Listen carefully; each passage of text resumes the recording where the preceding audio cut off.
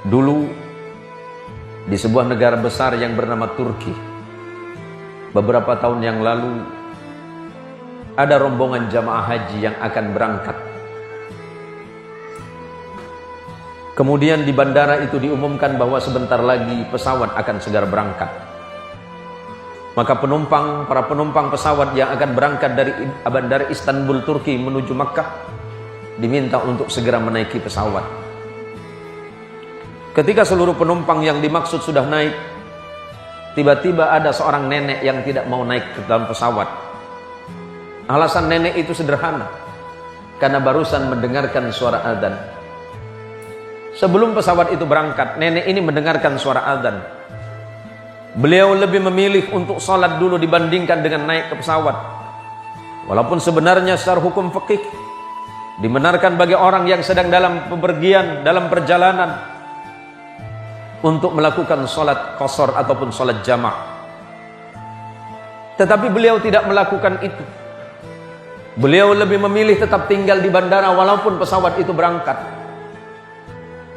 Karena ibu ini yakin bahwa siapapun yang bertakwa kepada Allah, siapapun yang mengikuti perintah Allah, yang taat kepada Allah, yang sungguh-sungguh dia patuh kepada perintah Allah dan Rasulnya, patuh kepada perintah agama, tidak lalai kepada kewajibannya, maka Allah pasti tidak akan pernah melalaikannya. Setelah beberapa kali di bandara diumumkan memanggil kembali ibu yang dimaksud, tapi ternyata ibu ini tidak bergeming. Ibu ini tetap melaksanakan sholat asar di bandara Istanbul Turki. Di dalam sholatnya dia tidak mengingat apapun, dia tidak mengingat penerbangannya, dia tidak mengingat tujuannya haji. Dia hanya ingat satu, bahwa aku ini adalah hamba Allah. Apakah dalam perjalanan aku masih hidup?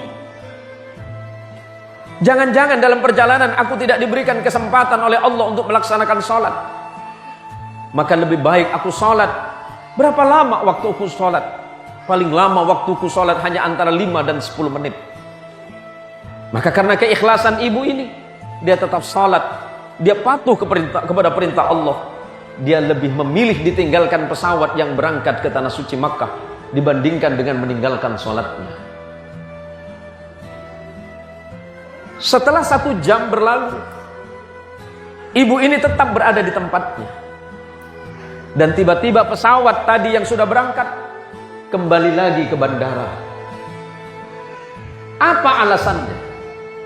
Pesawat yang sudah berangkat 1 jam dari bandara Istanbul Turki kembali lagi. Apa alasannya?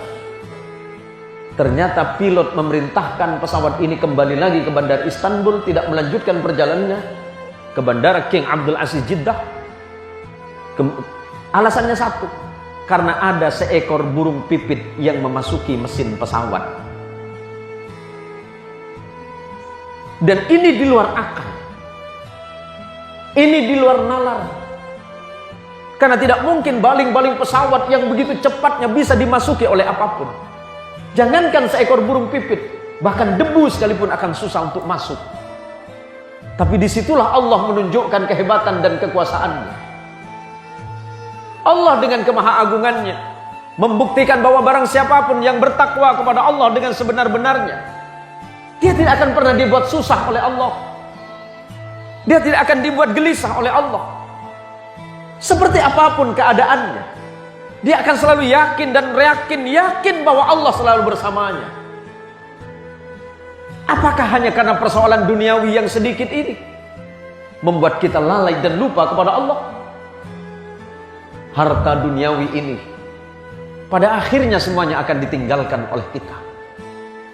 Pilihan hidup hanya 2. Kita yang meninggalkan atau kita yang ditinggalkan. Apakah kita akan meninggalkan harta atau harta yang akan meninggalkan kita? Jangan karena persoalan duniawi yang sangat murah menyebabkan kita lupa kepada nikmat Allah yang sebenarnya, yakni nikmat penghambaan kepada Allah Subhanahu wa taala.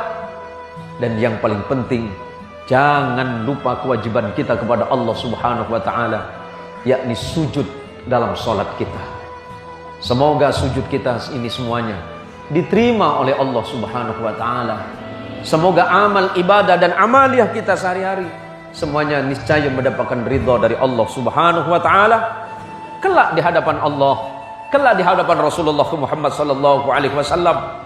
Mungkin tidak banyak amal yang bisa kita banggakan, mungkin tidak banyak salat kita, mungkin tidak banyak sujud kita, mungkin tidak banyak zikir kita, mungkin sangat sedikit sedekah kita, mungkin sangat sedikit kebaikan-kebaikan dalam hidup kita. Tapi siapa tahu di antaranya ada satu sujud yang diterima oleh Allah Subhanahu wa taala, dan satu-satunya kebanggaan kita sebagai hamba Allah adalah sujud kita kepada Allah Subhanahu wa taala.